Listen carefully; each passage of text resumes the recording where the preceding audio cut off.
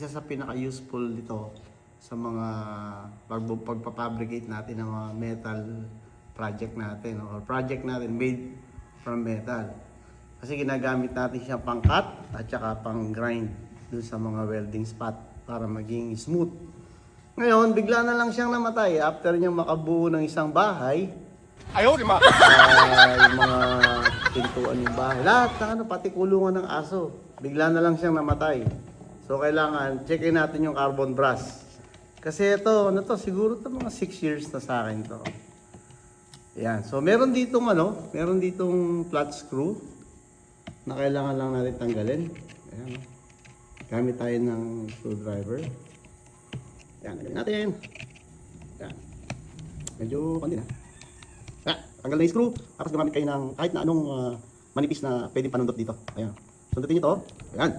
Okay, kuha na natin. Ito ngayon yung carbon brass na kukunin natin. Ito. Ayan, nandyan. Okay, so tatanggalin natin yung connector nito dito. Magamitan lang natin ng ayan. Ayan. Ayan. Ayan o, tanggal na. Tanggal na yung connector. Pwede na natin hilahin yung carbon. Ang gagawin naman natin, sundutin natin to. Hilahin natin to. Ayan, tapos nakukuha mo na to. Ayan, to. Tingnan nyo kung gaano liit. So, ang ginawa natin, bumili tayo sa online. Ito na yung bago. See the difference? Ayan o. Ang liit na niya.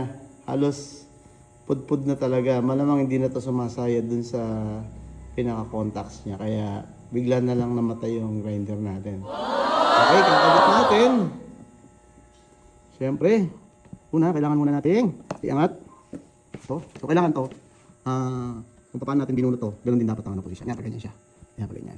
Okay. So, tanggalin natin itong nagpupush sa kanya. Iangat natin ganyan. Ito. Yan. Yan. Saka natin ipasok yung carbon brass. Yan. Yan. Yun. O, di ba? Ganyan siya. Tapos ito i-connect natin. Yun. Yun.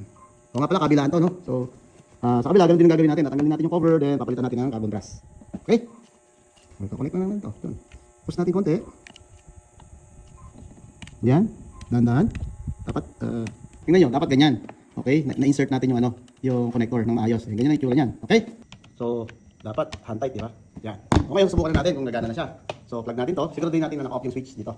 Para syempre for safety, no? Bago natin isaksak. So, saksak na natin dito. Okay, then, switch. 1, 2, 3. 4!